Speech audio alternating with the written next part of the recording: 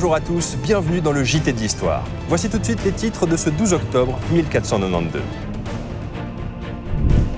Bonjour Christophe et bravo pour cet exploit, c'est magnifique ce que vous avez fait après 3 mois en mer. Nous apprenons, avec émotion, la naissance du premier enfant du roi Charles VIII et de la duchesse Anne de Bretagne. Il appartient à l'Autriche de gouverner le monde.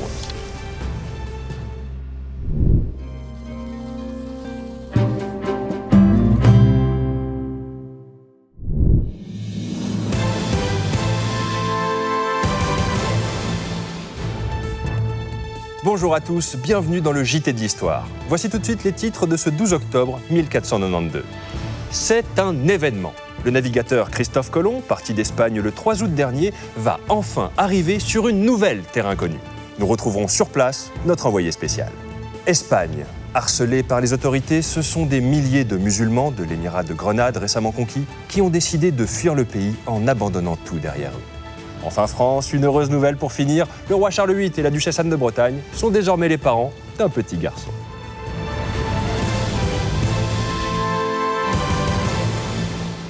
Voilà, je vous le disais en titre, c'est désormais officiel, le monde va s'agrandir. Après plus d'un mois en mer et une escale aux Canaries, l'expédition de Christophe Colomb va atteindre les rives de l'Ouest. Sur place, notre envoyé spécial Sidonie Robinou va nous faire vivre cet instant historique. Sidonie, est-ce que vous êtes avec nous ? Oui Pierre, je vous entends. C'est donc cette nuit à 2h du matin que le navigateur Christophe Colomb a été averti par un de ses marins qu'une terre était en vue. Vous ne le voyez pas encore, mais oui, je commence à distinguer quelque chose, Pierre. Alors que voyez-vous, Sidonie ? Dites-nous. Eh bien, je vois une chaloupe, elle se dirige dans notre direction. Et oui, là, je le vois très clairement, Pierre. C'est Christophe Colomb. Ça ne fait plus de doute. Le monde ne sera plus jamais comme avant. Il va poser ses pieds sur le sol. Bonjour Christophe et bravo pour cet exploit. C'est magnifique ce que vous avez fait après 3 mois en mer. Merci. C'est vrai que ça a été très dur. On est passé par toutes les émotions. L'équipe a douté, mais c'est normal. Ils ont tout donné, donc cet exploit c'est aussi le leur. Parce que les vents ont été souvent défavorables. Mais là, ça y est, on a réussi, on y est, on est là. Et c'est super, c'est que du bonheur. Qu'est-ce que vous allez faire là dans les minutes qui viennent, Christophe ? On va manger, parce que je peux vous dire que les conditions sur les bateaux, c'est dur. De la sardine tous les jours, on n'en peut plus. Donc là, on a décidé avec les hommes que ce serait curry de poulet. Curry de poulet ? Mais on est en Amérique là, Christophe. Pardon ? On est en Amérique. Comment ça, on est en Amérique ? On n'est pas en Inde, là ? Non, on n'est pas du tout en Inde. L'Inde, c'est par là. Vous venez de découvrir un nouveau continent, l'Amérique. En fait, c'est une terre sauvage qui va vous révéler de nombreux secrets. Non, mais moi, je m'en fiche des nombreux secrets, là.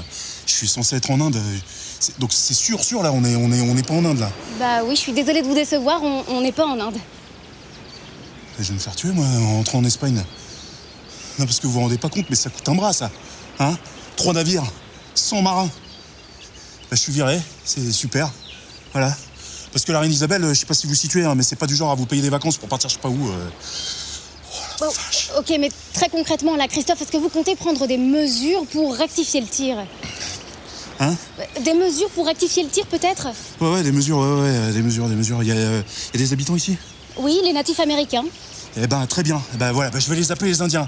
Comme ça, ni vu ni connu, je t'embrouille. Je vais rentrer à la toilette, je vais parler des Indiens, je vais ramener 2-3 babioles pour le souvenir. Et bisous, emballer, c'est pesé. Je vous laisse, parce qu'il faut que je fasse connaissance avec les autochtones. Et vive l'Espagne. Hola, ¿qué tal, l'amigo ? Eh bien voilà, donc c'était Sidonie Robinou pour le JT de l'Histoire. Oui, il ne manquerait plus qu'on appelle l'un de ces territoires la Colombie. Cette nouvelle étape de l'humanité bouscule l'une de nos certitudes. La Terre ne serait pas plate. Pour nous éclairer, je reçois le professeur Hubert Frisch, scientifique à l'université de Louvain et auteur de l'ouvrage « Le monde et ses limites ». Professeur, bonjour. Merci de me recevoir. Alors, quel est l'impact de cette découverte ? Qu'est-ce qu'elle remet en cause ? Absolument rien. Pardon ? Ce que je veux dire, c'est qu'il est impossible pour quelqu'un ayant un peu de bon sens d'affirmer que cette découverte implique que la Terre soit ronde. Elle est plate. Mais elle est plate ? Tout le monde sait que lorsqu'on arrive au bout du monde, on tombe, tout simplement. Dans quoi ? Le néant. Mais alors l'eau de la mer, elle tombe elle aussi ? Parce qu'à ce rythme-là, les océans devraient être vides. Ça, on ne sait pas encore. Peut-être que la mer s'arrête juste au bord. Ce que je veux dire, c'est qu'il est impossible de tirer des conclusions sur la rondeur de la Terre à partir du périple d'un petit navigateur qui, je vous le rappelle, a eu beaucoup de mal à convaincre du bien fondé de sa démarche. Et d'ailleurs, C'est un hurluberlu qui a déclaré vouloir devenir vice-roi de toutes les terres qu'il découvrirait. Alors, j'entends bien, mais il y a quand même d'autres personnes qui se sont attelées à démontrer que la Terre était ronde. Par exemple, dans un ouvrage du XIVe siècle, le cardinal français d'Ailly le mentionne en s'appuyant sur des textes d'Aristote qui datent de 400 ans avant Jésus-Christ. Ça ne prouve absolument rien. Voyez par vous-même. Vous êtes en face de moi. Le sol est plat, la terre est plate. Dites le contraire et vous serez brûlé. Eh bien, merci Hubert Frisch. Ah, on repart en Amérique où je crois, Sidonie, vous êtes avec le marin qui a vu la terre ferme cette nuit, c'est ça? Oui, tout à fait, Pierre. Je suis avec Rodrigo de Triana. Alors, Rodrigo, c'est vous qui étiez en haut du mât cette nuit. Ouais. Et c'est donc à 2 h du matin, en pleine nuit noire, que vous avez aperçu ces terres en face de vous. Ouais, bah apparemment, maintenant plus. Sidonie, vous pouvez lui demander si c'est la rudesse du voyage qui l'a fatigué comme ça? Comment gérez-vous la pénibilité du voyage? Bah ça va. C'est la pénibilité de Christophe Colomb qui me saoule. Ça fait 3 mois qu'il promet une énorme prime au premier qui verra la Terre. Moi, j'ai du mal à terminer les fins de mois. Alors, quand cette nuit, alors que j'avais les yeux qui piquaient et qu'on voyait que dalle, j'ai vu cette plage, je me suis dit, bingo, Rodrigo, la roue tourne, t'as la chance d'être de ton côté, à toi les pièces d'or. Et là, voilà que Monsieur Christophe débarque en criant partout que c'est lui qui l'a vu le premier. Vous êtes en train de nous dire que vous n'aurez pas la prime? Ah bah non, parce qu'apparemment, du fond de sa couette, ses yeux qui étaient fermés ont été plus rapides que les miens qui étaient ouverts à 10 mètres en l'air. Non, c'est n'importe quoi. Moi, je vais le dénoncer, moi. Je vais faire un scandale, moi. Eh bien, voilà un voyage retour qui s'annonce des plus pimentés. À vous les studios.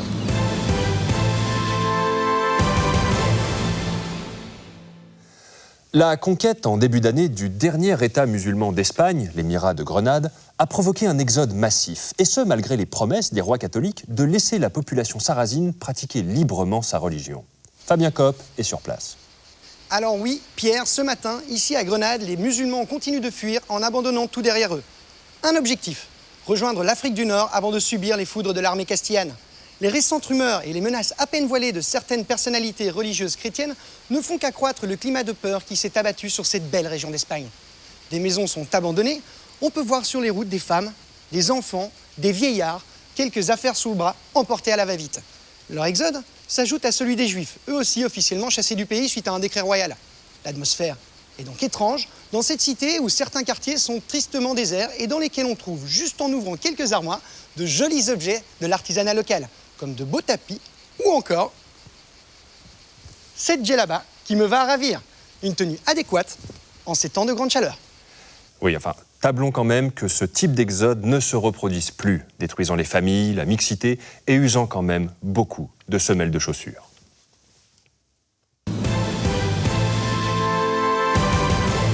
France, une bien belle nouvelle, puisque nous apprenons, avec émotion, la naissance du premier enfant du roi Charles VIII et de la duchesse Anne de Bretagne. Le dauphin de France, prénommé Charles Orlan, est né hier au château de Plessis-les-Tours. La jeune maman se porte à ravir et déjà tous les regards sont tournés vers le nouveau-né. Majesté, bonjour. Merci beaucoup d'avoir accepté de répondre à nos questions. Alors tout d'abord, permettez-moi de vous présenter nos félicitations. Vous devez être ravis. Oui, c'était un beau cadeau, une belle surprise. Surtout que j'avais peur que ce soit une fille. Vous savez ce que c'est quand on est roi? J'imagine que vous prévoyez d'épauler la duchesse Anne. Non. Non. Moi, je repars tout de suite à la guerre. Ah oui, le royaume de Naples, c'est sympa à conquérir pour la France, non? Et puis Naples, c'est beau, mais c'est loin. Oui, il faut traverser les Alpes, de grandes plaines. Ça va me prendre quoi? 2 ans, cette affaire? Non. Non, en fait, je veux partir loin parce que je veux dormir. Ouais. J'en ai fait des trucs compliqués, hein. J'ai affronté une guerre avec Louis d'Orléans, mon oncle par alliance. J'ai réussi à épouser une femme qui était destinée à un autre. J'ai perdu le Roussillon. Mais tout ça, ce n'est rien à côté de ça.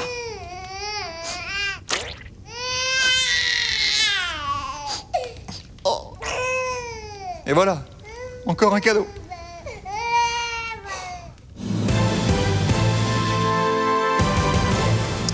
Sans transition, les informations que nous recevons des Pays-Bas nous confirment l'écrasement de la seconde révolte flamande.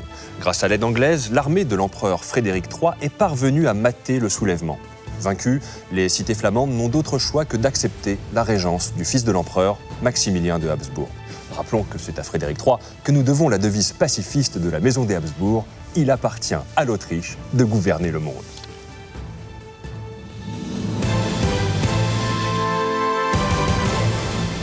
Voilà, c'était l'actualité du 12 octobre 1492. N'oubliez pas de prendre du recul sur votre histoire. Au revoir.